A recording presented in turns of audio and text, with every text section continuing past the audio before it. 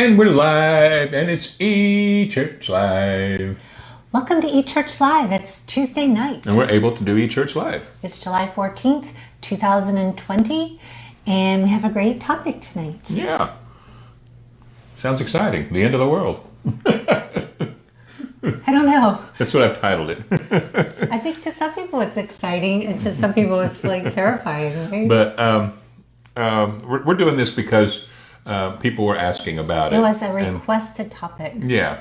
And so we'll get right into this in just a moment. Let's see who's here. We've got 5 people have already slided into the room. Slided? They slided.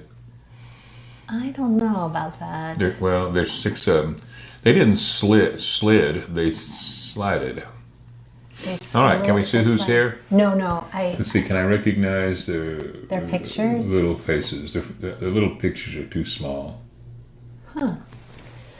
So there's some trick now because... Yeah, we every week we go through this. We don't. It doesn't show up right away, but I know it does show up, but I don't know.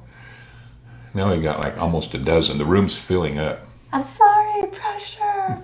If you can hear us and see us, say hi. If you are present and you want to be accounted for, say hi, because we want to say hi to you, because right now I can't see you. Here we are. There we be. So... Who's in the house? I'll tell you who has said hi. All 11 of them. Oh, people have said hi already. We haven't Rita says hi. Hey, Rita. Barb says hi. Tammy Hutchins says hi. I'm here. Okay, Tammy, you get first seat in the house. Tammy was first. Tammy was, well, she was the first to comment anyway. Wonderful. You win the prize. What's the prize? What do we got? How about... You're not getting my Mickey Mantle picture. How about a chapstick? Yeah, we don't like that, but let's give that away. Remember Nicolette? She came into your office when she was little, and you were like, here's a little chapstick. So I reached in my desk drawer and handed her some, and I said, put that in your pocket and carry it around. Boy, she got happy. The top desk in my office was, the kids loved it, because I had all kinds of little neat doodads there, little things that I would give them. I know, but then later she told Teresa, like, Grandma. Yeah, Grandpa gave me this yucky thing. Grandma she thought it was all yucky stuff. I think she took it from her and said, "Don't use that." Here, I thought it was Nicolette. He was like, "Ooh." No, she thought it was good. She was a little thing. Michelle Hudson's with us, and Jerry Coulter says hi. Hello, guys. Jerry, if you're still watching, we loved your book drawing. That was an awesome... yeah, that was fun. Did you see it? Yeah, I did. Because Clifton was helping her, and they accidentally drew... Had to do it twice. I know, just like, something we would do. So, Polly Ann is here. Hi, Polly Ann. Okay. So... Okay. Do you want to get started? Yeah, so shall we get into it? So... this is not something that we normally get into a lot. Our brand, what we love to do, what we're about is always showing the love and the grace of God. But it can be shown in this in some ways. And the only reason we're doing it is because when you're talking about the love and the grace of God, and actually what we were talking about last week? It was the week a couple of weeks before ago, last eChurch Live that we had. Right towards the end of it, we had a very good question, and so I said, "Well, we would need more time to talk more about that." So how it comes about is we're talking about the love and the ever increasing peace that comes on, and so the question and was how we share that love and how we make the world gets better because we share that love and that peace, and hearts get changed. And that's how so healing it gets better, comes. And that's how healing in the land comes, and it gets better. But the question was, how do you reconcile the fact that you're saying things are going to get better and better when we know that the end of the world is going to come, and typically what's taught is that the end times are coming and it's going to get really bad. So how do you kind of justify or reconcile those two thoughts? Okay. One is really from Isaiah, right? Who said his kingdom is. Isaiah 9. How does it go? Yeah, it's one verse that I really like, but it says, "Of the increase of his kingdom and of peace there shall be no end."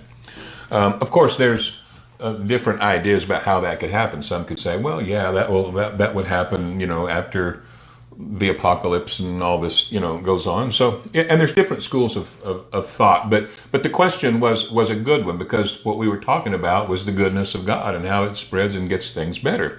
And so, but then it does, ultimately it clashes with the idea of the world getting worse and worse, and then leading up to the end of time. I think that's kind of how I was taught too, that Yeah, that's a good question. the world is getting worse and worse and worse. And then the end of the world's going to come, and we're going to be rescued. Right, and Jesus is going to defeat, the evil, and so on. And so that was a very good question. And tune in next week, because we'll answer that then. No, we have to. We have promise. to do. Okay, so yeah, there's the verse that you said, and I want to say first of all this, that what we're going to do is we're going to look at a scripture where we're going to look at where people get that idea that the world's going to get worse and worse, leading up to the end of time, or the end of the world as we know it, or whatever. I want to say first of all that I'm not an eschatologist. I don't know hardly anything really about the future. I've studied, I've heard every teaching there is on it, but there's just so much talk out there, and I don't really have strong conviction either way on a lot of the things that have been taught. But what I did say I would do is, I can, if there are specific scriptures that have been misunderstood, and they're blatantly misunderstood, then I can point that out and give the context. I can give context. I'm pretty good at doing that in most situations. So let's give context where people get that idea. First of all, where we get the teaching is from Matthew 24, okay, and that's where the disciples, pointedly asked Jesus, "What will be the sign of your coming and of the end of the age?" King James says the end of the world. Almost every other translation says age, because that word world has nothing to do with the planet or the place that we're in. It's a space of time. It means literally it means age. They were asking the end of the age, not when will the world end. But why would they do that? Why would they ask? I'm so glad you asked that. Okay, because first of all, the Jews were looking to that. They were expecting the end of the age. The end of the age when the Romans were oppressing Well, them? that was their interpretation of it, but they were looking to the Messianic coming. Okay, And yeah. when Messiah would come, that would mark the end of that age, and it would bring in the Messianic age.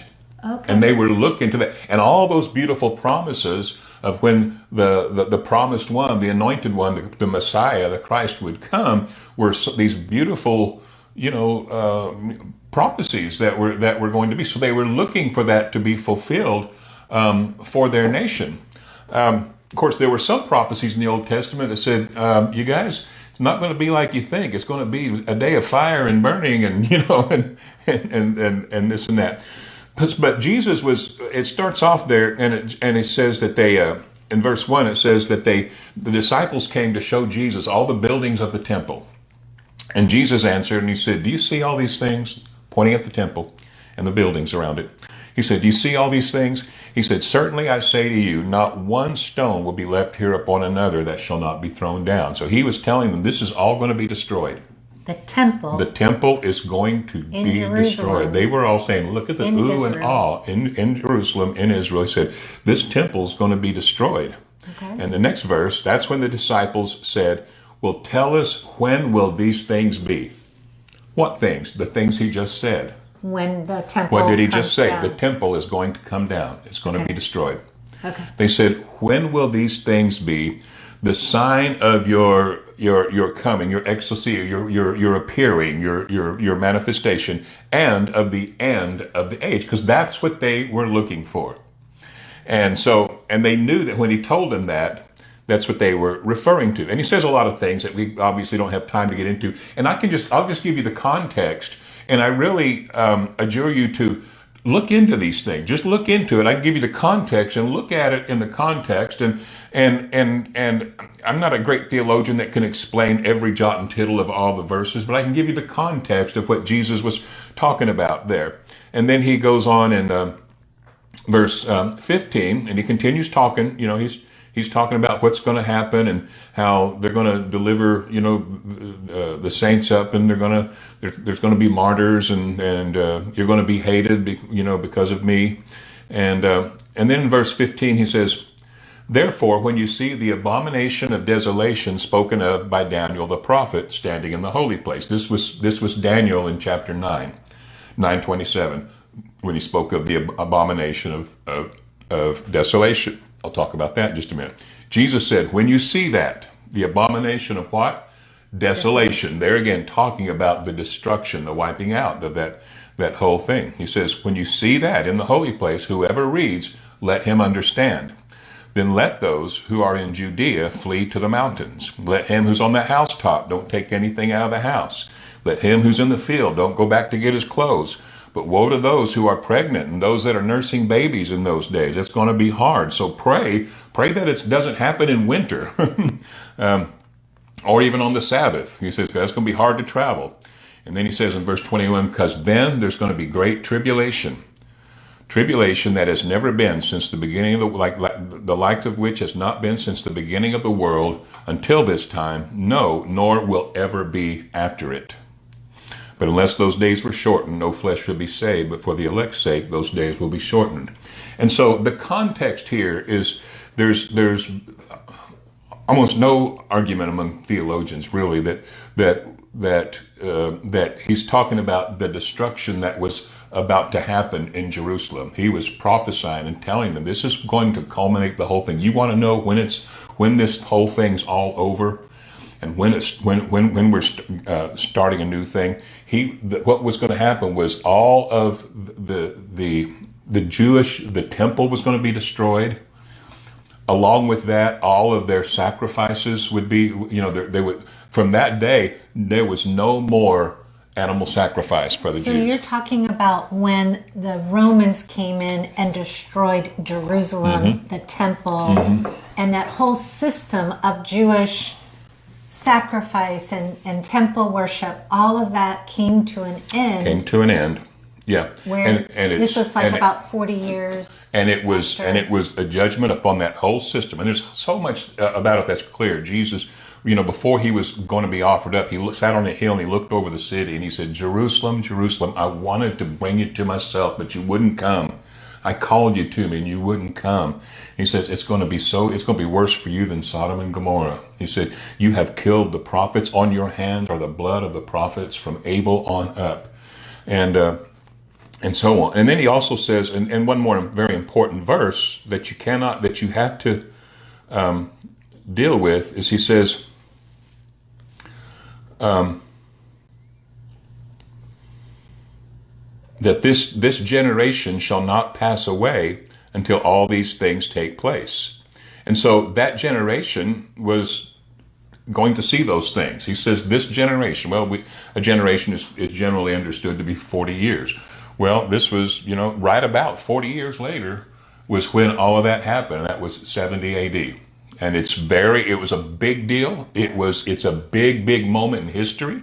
It's in the history books. There's much written about it. There were eyewitness writings about it, the works of Josephus. And this was the big shattering, the big crushing, the big destruction that came down upon Jerusalem. Revelation says spiritually it was called Sodom and Gomorrah. Jesus said, but it'll be more tolerable for Sodom and Gomorrah than on you. And so it wiped out all of that. And that was the sign of the ending, the crushing of that age and the old covenant sacrificial system and so on that was going on. Now, Daniel talked about it, and this is what Jesus was talking about. And Daniel talked about, so there would be these 70 weeks from the time that they had dedicated that second temple, whatever, and you count those 70 weeks, and it was 400 and something years. It led right up to where Jesus showed up. That was the end of that 70 weeks, and then he said, in the midst of that seven, that there would be an end of sacrifice. We'll deal with that in another question because it gets asked. But anyway, that's the context. And so a lot of the things, this was the verse where they said, "Show us the end of the age." And so a lot of the misunderstanding is that he's talking about the end of the world, which we say, well, the world is still here, so it must be in the future, but it's coming soon. And so we put that then. But what Jesus was describing specifically, they understood. And he told them, when this happens, he says, if you're on the housetop, run, just go. And everybody that believed him, the historian Josephus says that during that week when they came in, and on that day when Jerusalem was destroyed and was burned to the ground, that there were over 1 million Jewish people killed there then, because they had come in for the festival. They'd come from other nations and stuff. There were some say 500,000, some say over 1 million. But he says that there was not one Christian that died that day in Jerusalem. Why? Because they had believed the words of Jesus and they fled. And they dispersed because Jesus had kept warning them about that. But there was another leader that was telling them they wouldn't die, and he had them all up in the top of the temple, right? And they were believing another leader, and they all perished, as they often had. And Jesus said that in that day there would be false prophets and false Christs. And they thought he was the Messiah because he was leading them. He was leading them militarily against the Romans, and he actually had a defeat against General Titus. And that's what really got Titus mad. And they were all celebrating, thinking, "Oh, God's with us." And it really looked like God was with them. But then Titus gathered all his forces and came down and just brought his wrath down upon Jerusalem. Wow. And they besieged the city for like 4 months. And then they finally ended up just destroying it, and they besieged the city. Nobody could get out, and they destroyed it, and they burned it, and the smoke went. It was a horrible historic thing that happened. Why did the Romans want so badly to destroy them? Because they making a lot of money off of them? Yeah. Jerusalem was a moneymaker for them. But they continued to bring uprisings. They had these false Christs that kept coming up, and every time, except for Jesus, the real Christ, the false ones would always go to war against Rome. And so this other one, fighting a political battle, and since Jesus didn't engage in a political battle, they let that. And so Nero had enough and had General Titus go and says, just wipe them out. And so they destroyed it, and it happened. Everything happened exactly like Jesus said it would in Matthew 24. Are there any comments or questions? No. Just thank you for addressing this topic. And Christy said, "Oh gosh, I'm not going to be able to." Anyway, Christy Bales, she had said, "I wish I could bring it up." The fires are a good thing. Yeah, well, that she's heard that Jesus already came, and that she said, "I've recently been hearing that Jesus has already come back, and that he's actually waiting for everyone to get a revelation of our true identity, and then heaven will manifest here. The person who says this said if we read Revelation is all about Jesus, because the first verse actually and there's absolute truth to that, because it's called the revelation of Jesus Christ is what it's about. It's, people have taken the word revelation is the Greek word apokalypto, or apocalypse we say, and we have so perverted that word apocalypse which means revelation. It But means it means unveiling or revelation. And we have so changed that word that means revelation the end of the world. to mean cataclysmic destruction, Yeah. that now the world has taken it from us, and they'll make movies called Apocalypse, and all they're talking about is destruction. They're not talking about a revelation of anything. They're just talking about destruction, end of the world kind of stuff, you know. And so they got that from our false ideas of of not even knowing basic. Okay, can I ask you something? Sure. Is there in Matthew 24 is where Jesus talks about tribulation. Mm-hmm. Is there somewhere else, like in Revelation, where it also talks about tribulation? Like the It describes 7 it, years and but it describes where they get the 7 years is from that place in Daniel 9, and it doesn't even say 7 years. It just says in 7, and it could be months, years, days, or weeks, or whatever. Most theologians say, believe it was a week there, that final week there, when they started doing the destroying, and then halfway through that, there was an end. He put an end to all sacrifice to God. And that's what Daniel said would happen. And then historically, what then happened was they just made a perversion of it. The Romans started using that temple and altar, or that place anyway, that altar, to start making sacrifices to pagan gods. Roman gods, yeah. Was that the That was Titus and his bunch. desolation of... That was the abomination that was in the desolation of the holy place. Was when the Romans started using the sacrifice. They were making pagan sacrifices in the holy place. The place of the temple that had become desolate, the abomination of desolation, and so that's what that is. Now there again, there are a lot of questions that you can ask me that I don't know, and I want to say this: I don't know about end time stuff. I'm not saying I don't know. I'm not saying that. There is no end times. Right. I'm not saying, I'm not saying there's not something, better things that are coming, Jesus coming, this, that, and the other, and all these things. I'm just saying that there are certain things that the context is clear that we've misinterpreted. Mm-hmm. And we've made a big thing out of a little thing. Just that one little passage of when will be the end of the age. And King James says world. The rest of them say age. And that's what the word is. The end of that age is what they were looking for. Mm-hmm. And it came. And it came. And if you look at how at the destruction, it had been promised, that if they didn't turn from that, and Jesus came and gave them all this opportunity to turn. I'm it. If you're thirsty, I'm the living water. Come. If you're tired, come to me. Come to me. And that's why he was so hard on the Pharisees. He's like, you guys are missing it. He says, don't you see? You're making this so hard on yourself and on your people. Said you're totally of the wrong spirit. And come, this is it, because these things were coming on them. So if they had turned and come, they would have fled also. They would have left also. They would have believed Jesus. Like all those who believed him, they left Jerusalem and they didn't get killed. And that's what Jesus said would happen. Remember when John the Baptist was baptizing, and the Bible says some Pharisees came to be baptized of him. He said, you generation of vipers, who has warned you to flee from the wrath to come? Because they were looking to that. It was coming. When Jesus mentioned the destruction, they said, when will this happen? When will be the end of the age? Because they knew that would mark the end of the age. So that's that context. That's where we got the idea of the end of the world, end times, end of the age. And there'll be certain other references that you'll find in the New Testament, like Peter will refer to it and all that. And of all those things, they're talking about what's about to come.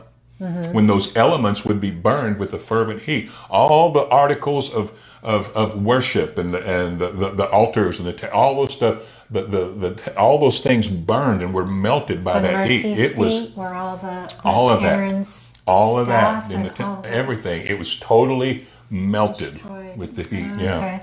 So you're saying there was a tribulation Jesus was warning them about in that day. And he said, there's never been one like that day, and there will not be a tribulation like it after. Okay.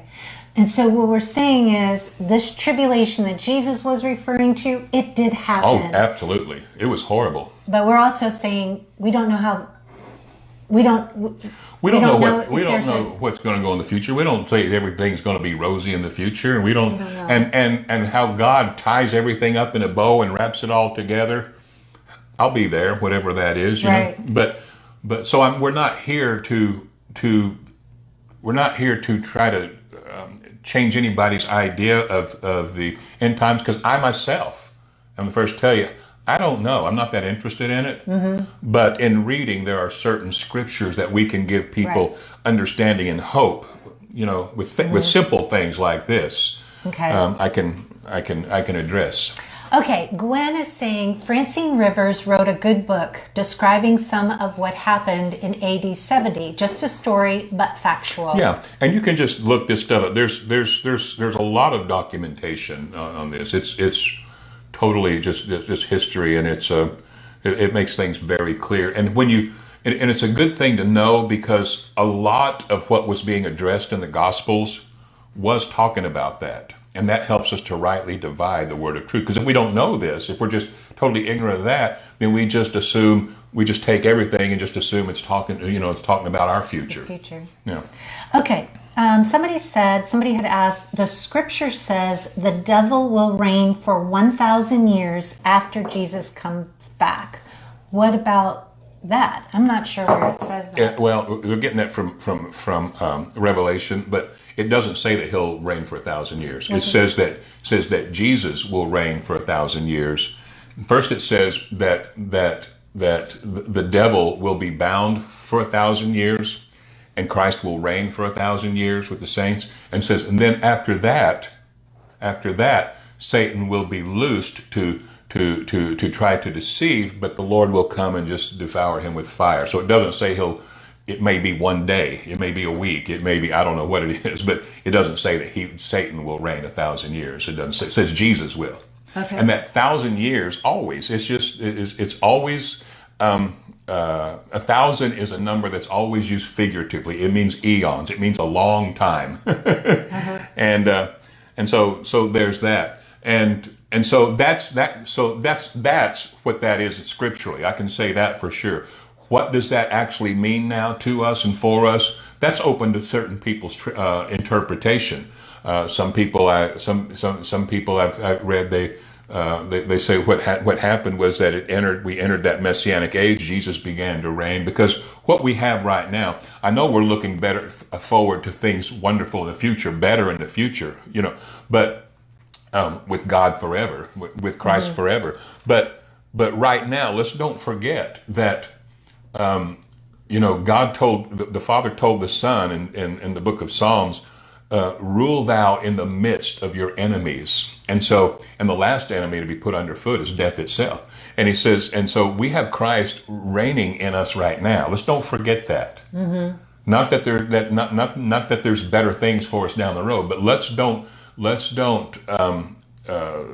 make the reign of Christ in us now small. And a lot of times when we if we start to almost look like we have very little now and going to have a whole bunch later, we miss the very purpose of Christ's reign in the earth in us right now. And so he's been reigning since then. He's been reigning ever since, his ascension, of course, 70 AD when all that started. He's been reigning in the earth. And some people say that since that time, what happened was that Satan was, up until that time, the Bible said no man had seen God at any time. That Satan had the ability to blind people's eyes from seeing God. That's why he says no man had seen God, but Christ has declared him. And so some would teach that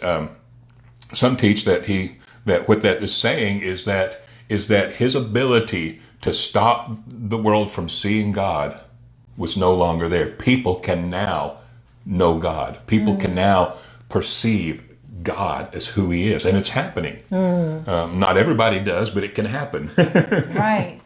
So Gwen is saying, as Christians, should we be looking for the rapture? Some people seem really focused on it. Well, if you want to, I will say this: if we believe in a rapture, let's don't just sit on the bus stop. Yeah. Some people believe. Some of my friends believe in a rapture. Some believe in a rupture or a rupture. Some believe nothing. Right. Some believe in a rapture, but it's going to happen at this time. Some believe it's another time, and all that. And so they're all my friends, and they all have their basis for thinking those things. Yeah. So, but I would say for me, and if you know my ministry and what it's about, we're all about today. We're all about today. Jesus said tomorrow will take care of itself. But we're here today, and Jesus is here today in us, and His love is in us today, and His peace is in us today, and His strength and His grace is with us today. And so let's don't take the eye off the ball that's being pitched to us right now. Yeah. Looking for a game down the road, and that's just us. That's where God has us. That we don't. This is why we don't get into eschatology, but we don't care a whole lot. We don't care what you believe about it. We don't get mad at anybody because they believe this, that, or the other. It doesn't even bother us because we're all about today. Yeah. So Pollyann was saying, aren't we already facing some of the destruction going on in the world today? Oh yeah, it's going on all the time, right? It's the way of the world. And Jesus said before He left, before He ascended to the Father, He said, before He was crucified and did all that, He said, there is tribulation in the world. You know why? Because man has set the course of creation this way from the fall of man. Yeah. He said, there is tribulation, but in me, there's peace. That's the reign of Christ. Mm-hmm. There is tribulation. Yeah, there's trouble. And it's nothing new. There's been trouble, you think there's more murders now? Okay, so there was Adam and Eve and 2 boys. 25% of the population had committed murder. Cain killed Abel. 4 people, 1 killed him. Yeah. 25% of the population was murdered at that time. Murder happened immediately. It's been happening ever since. What we're really experiencing is the evil, which is the effect of anger and hurt in humanity, that happens because of mankind on his own and doesn't know God and hurting, and that's why it gets back to what really started this conversation, is that there is healing for the hurting hearts, and it's Christ. The mystery that Paul talked about is Christ in us. That's the mystery that has been hidden from the ages, but now is revealed, Christ in us, and that's what we have today. Yeah, the world it sure is a mess, and there's a lot of hurt and pain, a lot of anger.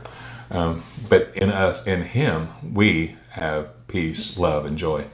Okay, Jill is asking, and I'm not sure if this is one of her other questions, but she said, what about the dead shall rise first, then we who remain will be caught up to meet the Lord in the air, so comfort each other with that. Mm-hmm. I'm all for that. And that's usually the scripture in Thessalonians where people, say that it's very plain and clear about the rapture of the church, and I'm not against that at all. I'm all. See, those kind of things I don't know. I don't care, if, and I have very, very wise friends that will interpret that a different way, and they'll apply that to a historical thing. So honestly, I don't know about that. I think. But this is where in Thessalonians where you get the whole idea. That's where you get rapture. the idea of the rapture there. Yeah, because it does describe that whole being caught up together with Him. And that's Paul encouraging the church at Thessalonians. He says, "Comfort one another with these words." But did he tell any of the other churches about a rapture? That was the only place that we read about that. Okay. But if you want to get into, is there a rapture, is there not, when's it going to be, and this and that and the other, I am the worst one to ask about anything, because I don't know. I don't know about what any of that. What do you think it is about us humans? I mean, that we get so focused on what's going to happen in the future, and how do we prepare? And I'll tell you why. Why? we do it. We do it on the negative and the positive. We'll worry about tomorrow, but then we'll hope for better at the end of time. One reason, because we don't. A lot of time is because we don't know what we have. And so, and because we're not seeing and enjoying the riches, because, and this is what our ministry is. We talk about the riches. This ministry of the Spirit, it was given to us. 1 Corinthians said, so we can know the things that are freely given to us. We have it. All things that pertain to life and godliness are ours now. Well, people don't see it. They still have trouble. They still have problems in this world. And because we as the body of Christ are still primarily carnal minded, we still focus on the temporal things of this world. And we think that's what defines our existence and defines the day that we're having.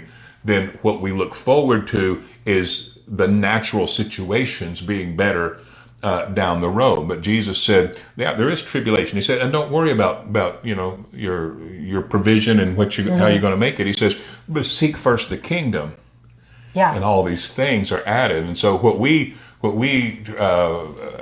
exhort people to look at is look at what we have now. Mm-hmm. And so and that's one of the things that can be a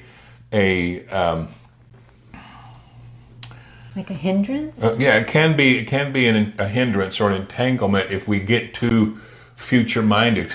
When I first got saved back in the old days, that's all we did was singing about dying or flying away. Mm-hmm. We didn't know anything that we had here hardly at all. We just wanted to get out and just go.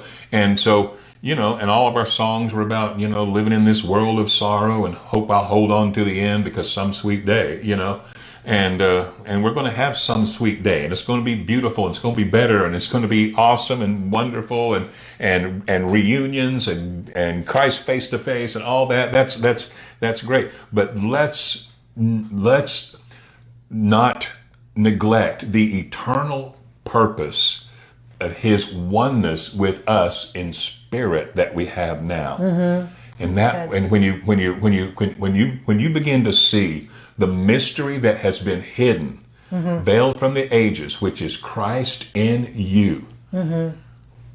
That's when your everyday gets good, even though there's trouble all around. Mm-hmm. We all have trouble all around, but we become like Jesus, who has a good time resting in the boat while everybody else is freaking out. Mm-hmm. And that's why it says, there's tribulation in the world, but in me there's peace. So celebrate, have a good time, mm-hmm. be of good cheer. I've overcome all of that. How do you overcome it? By living in us, by making us one with Him. So Sonny is saying that 1,000-year reign ended at the martyrdom of Stephen. Yeah, I've heard that. And he says, their devil was the law. Do the math. 1,000 years before the cross, Solomon took the throne. Roughly 1,000 years after the temple was completed, Stephen was martyred outside the temple. The law came out and stoned him in the streets. The pit is the well of souls beneath the Ark of the Covenant in the Holy of Holies. This began a great persecution on the church, which ended in AD 70 when Satan was permanently shut up. Cool. Now there's somebody that has studied. Sonny? Thank you, Sonny. Okay. So also we had another question that Katie asked. Do you believe in possible universal reconciliation? First tell me, what is universal reconciliation? I think that what that is like even after death, people and everybody reconciled to God and everybody. Boy, that's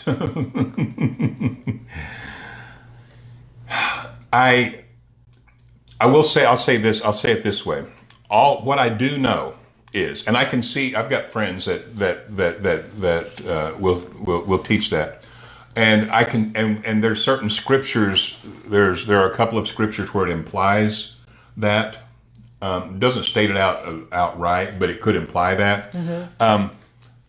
But one thing that is very, very clear and plain that is you cannot throw away is that all through the scriptures in the New Testament, almost every single page it talks about faith and believing and receiving.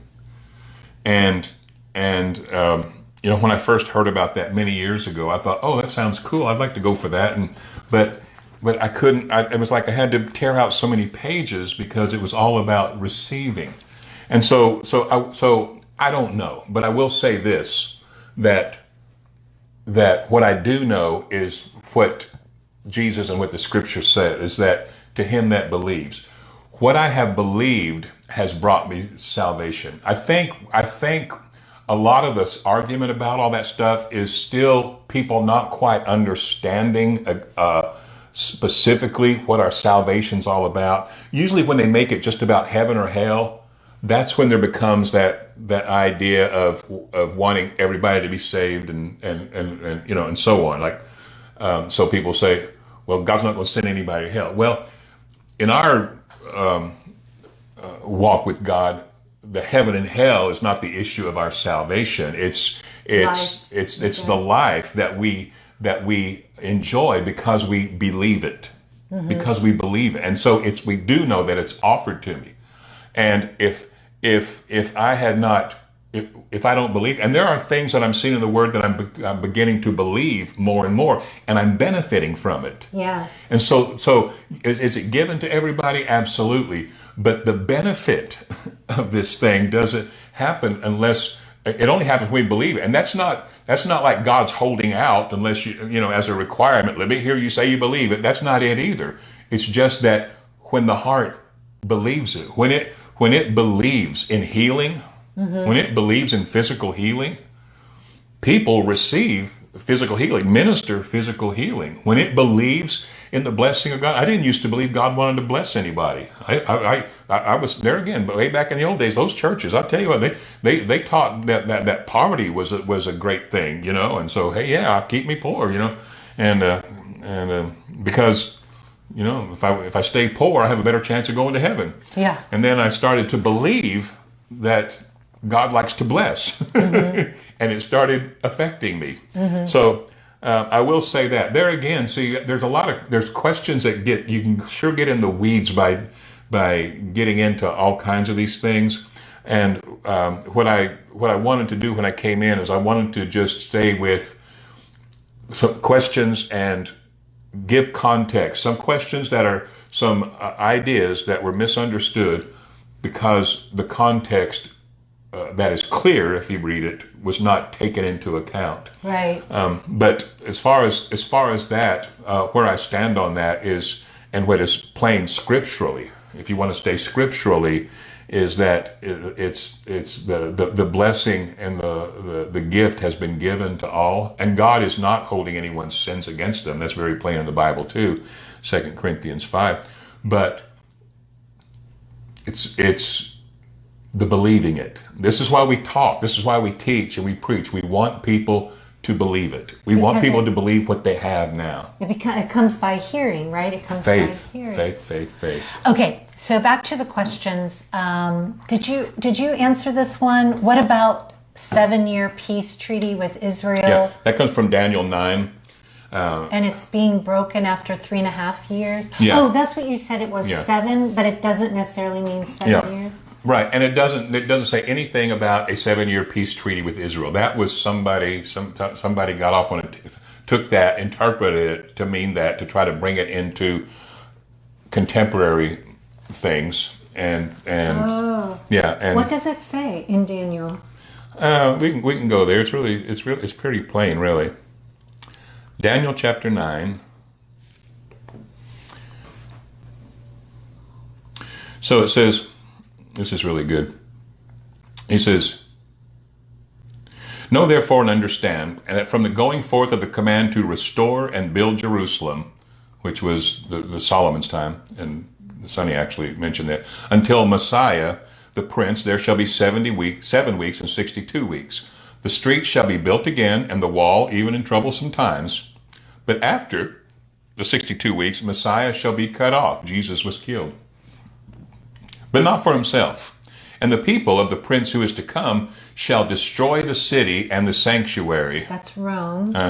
"The end of it shall be with the flood until the end of the war. Desolations are determined." Was there a flood? Well, it was the flood of the army.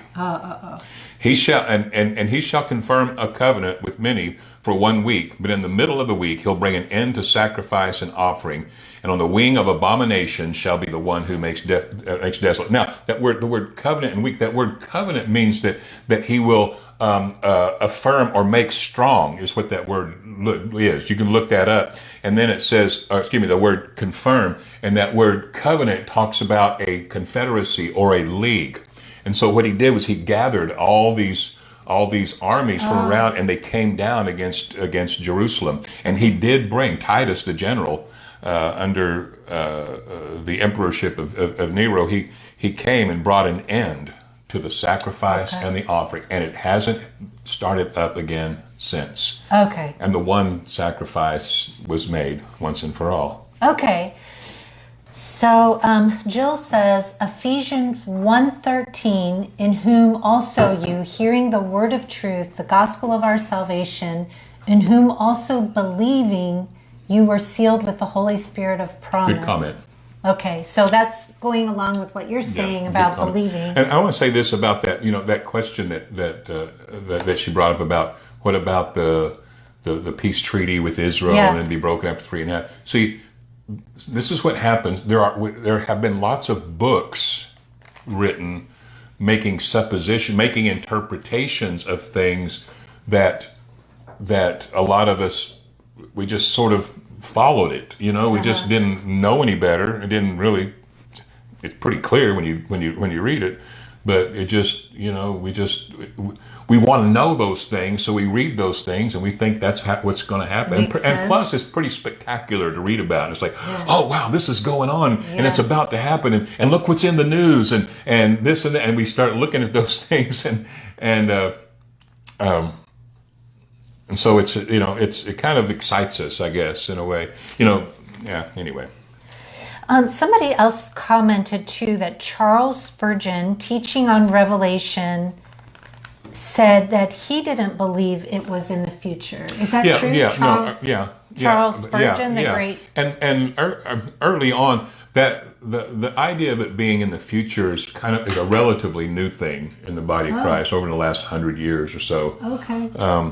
There again, there was a girl that had a dream about certain things, and it was a prophetic dream, and I think it was a real dream, but I think people misinterpreted it and they thought it was going to be an end time thing, and so When was this? Oh, that was about 100, and that was in the 1800s. Yeah. And a girl had a dream about church. the revelation, or about like the 7-year tribulation and rapture and so on, and so it's sort of paralleled with scripture. So it kind of became. So that became the exciting teaching of the day, and it sort of followed out. Wow. Yeah. Do you know what church that is? Was it like a Pentecostal church or? It was. I can't remember. I've got That's so interesting. That'll tell you that. All right, someone else had made the comment about looking forward to the day when Jesus returns for his bride, and I'm sure that hasn't happened yet. So where do you get that Jesus is returning to? Revelation, where Revelation talks about him like coming on a white horse and so on, and then in chapter 19 and also 21, where it's like, "Come, I'll show you the bride, the Lamb's wife." So we see that beautiful bride, and So I'm all for that. But there again, let me just say this. There again, I don't know much about the future. But I will tell you that in spirit is what there's so much that we can glean from and enjoy. There's so much we can be living right now if we'll be spiritual. See, we're looking so much more in the natural, this physical return to get a physical people together and all that. Okay, great. But while we're here in the now, let's don't neglect the reality of the eternal, the spiritual of God, of Christ that has married us, becoming one with us. That union, he came into union with us. That's marriage. Okay. And in his spirit has married our souls. Okay. When he became one with us, we became one with him. That's how we got changed, because we are now a new creation. So in a way, he's come for us Yeah, in spirit, he definitely has. on a white horse. Yeah, he came and he rescued us. Is what he did. I teach it, all the time. It's very clear that he came into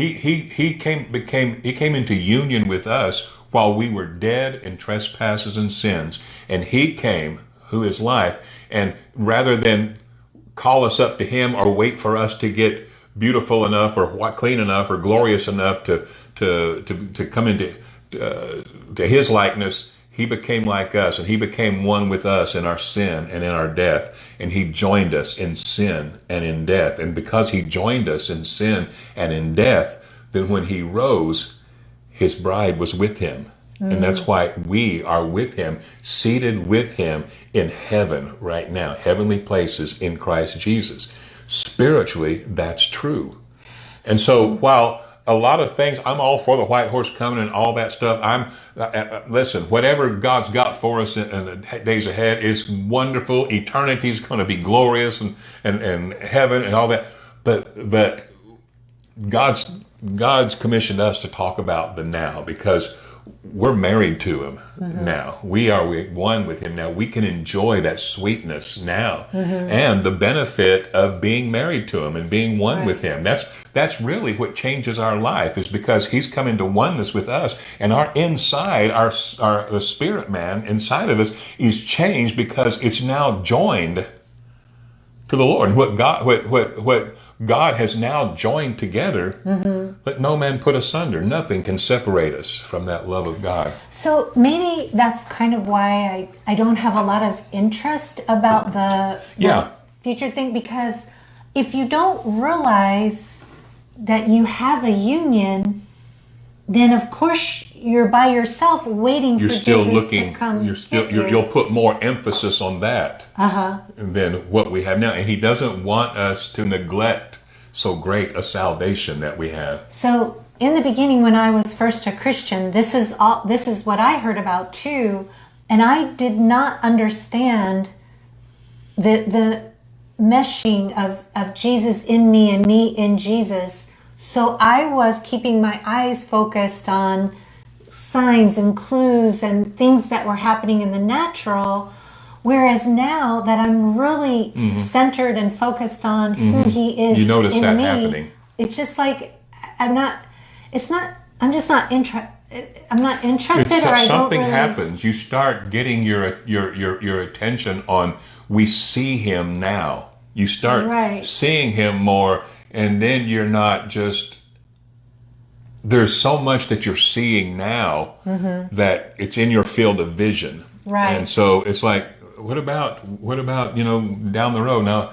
Cool, but wow, what about now? Right now. What about today? It's not like you and I are married, and it's not like, oh, Judy, next year I'm really, really going to enjoy you. I'm telling you, it's going to be. We're like, what about today? But it is going to be good in the future, but it's good right now. Right. Well, it's kind of like what Pollyann brought up about just there being a lot of tribulation type things happening in the world. We have this pandemic and all this unrest and all of this going on. There's always that going on. And if you're focused on that, or you're pulled by that and distracted by that, then that is going to feel like that's something to be really concerned about and really get caught up into. And try to apply it to something prophetic. But if you have that sense of peace and connection with the Holy Spirit, you are seeing all this stuff happening, but you're not necessarily pulled into it or like, oh, I have to get in the fight and I have to say what I believe and tell these people off. He said, in me you'll have peace. So you stay in that peace place. That's one reason over all the years of my Christianity, when there's been these big hooplas that come around every few years, something, prophetic like blood moons or this star's lining up or this comet's passing and Y2K, and somehow we try to apply it to something prophetic, and through all of that, every time I would just say, Lord, what do you what do you say? say? And he would just say no. And I would just have such peace. And all that would go on and it would come and go and all that because we're with God now. And that's one reason, we've kind of been made a laughing stock because we cry wolf so many times. And, there are some couple of ministers that I think of, ministries that have been around a long time that I think about in my mind. And their main thing is end time prophecy and things. And ever since the 70s that I know of, they've been applying current events to end time prophecies. And whatever the current events are, these are the things that are lining up, and it's all going to wrap up soon. And then it comes and goes, and that wasn't it. So then another set of current events come.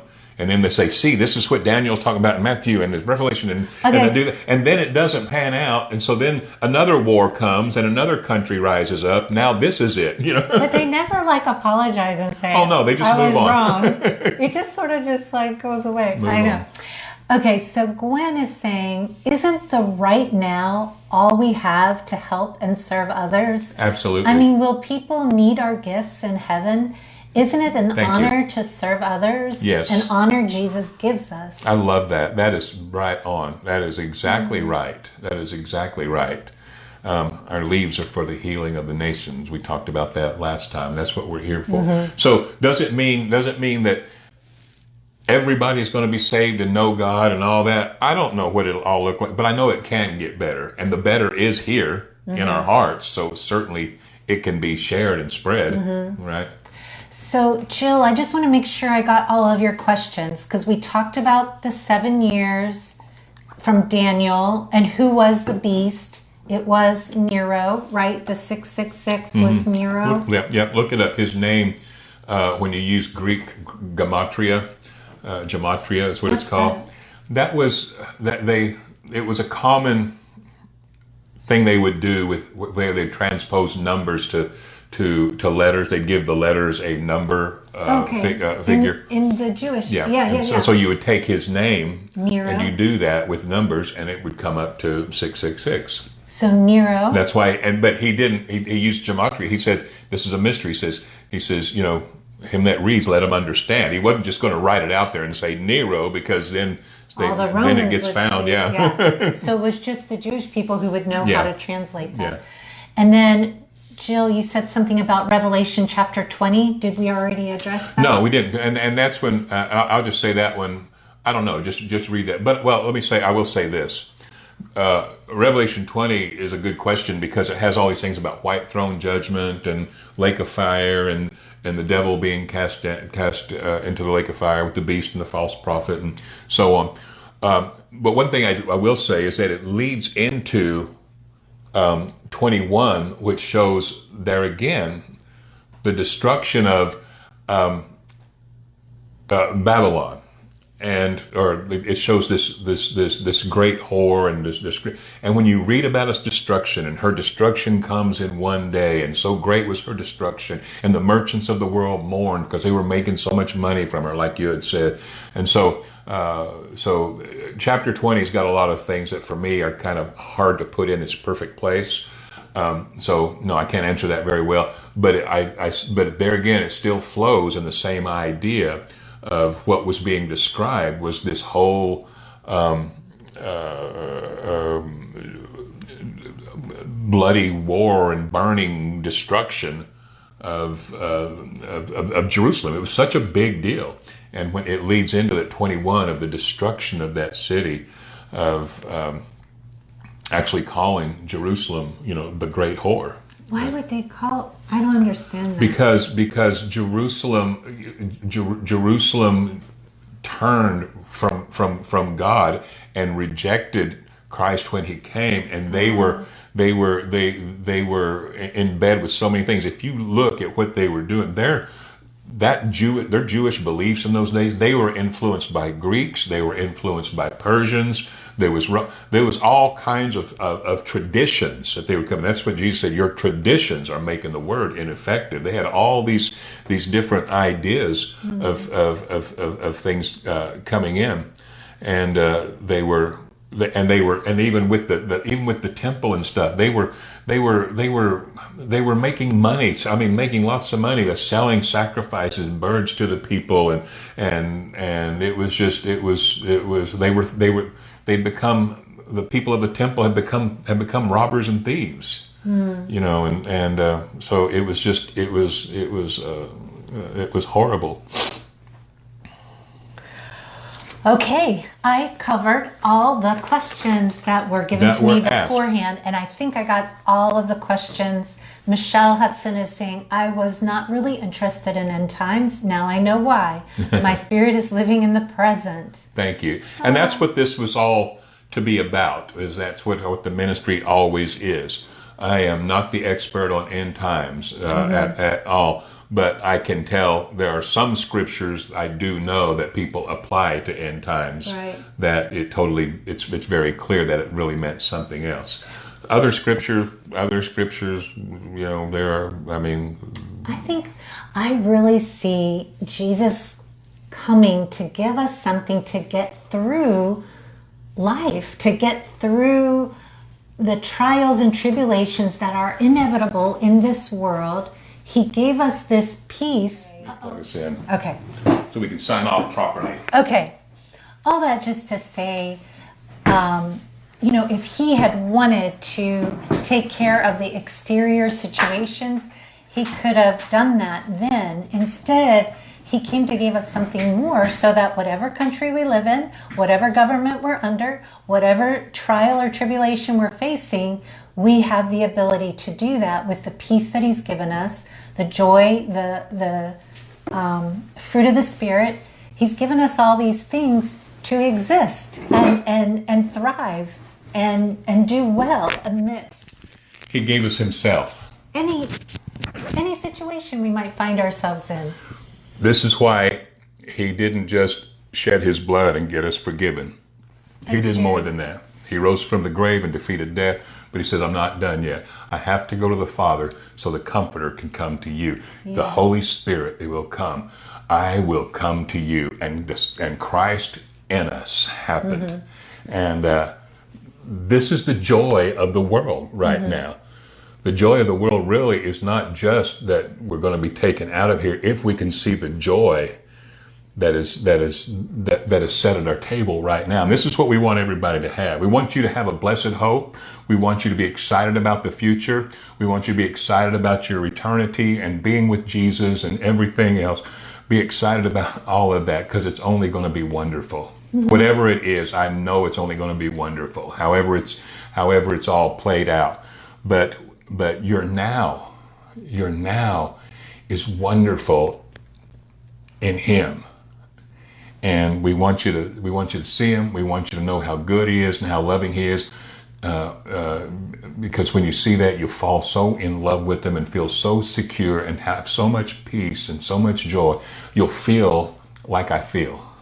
And then you'll have peace to give others in any situation. And you bring healing to the world by sowing healing. If you don't know what you have, you really can just get irritated at people doing different things and having different opinions than you. But if you realize what you have, I think it gives you a great compassion for other people who are hurting and maybe doing ugly things out of a hurt. But you have this Jesus compassion, and you have healing to offer and to give because you know it's what you have. It's what we have, and it's healed our hearts, and it's filled us with such peace and joy. We just want people to have it. We just want to share it because it's the answer. Christ in us. Christ in us is the answer. It's time for the church to be spiritual, to be spiritually minded of the Spirit, minded of our own spirituality, minded of the Spirit that's in us, minded of what we have, and partake of that, enjoy of that. And pretty soon it comes running out on other people. Gwen says, peace is such a wonderful gift. It's so life-giving. Once you experience it, you never want to live without it. It's so true. Wonderful. Okay, so we braved that one. That one got opened up during the last session, we said, okay, we'll talk about that. And so basically, we pointed you to a couple of scriptures and just give you the context of it. The rest of it, you study on your own, come to your conclusions, but no matter what you do, about how you believe things are going to play out in the end, in our future, enjoy God in the now. Enjoy God in the now, and we can talk about some wonderful things together. Thanks for coming out tonight. Yeah, thank you for your comments and your questions. This was fun. Yeah, if you ever have a topic you want us to address, you can let us know, and sure, we can spend. This is a good forum to do that. It. Yeah, it's kind of like a Bible study and looking at different scriptures. So thank you. We really appreciate you coming, participating, asking, commenting.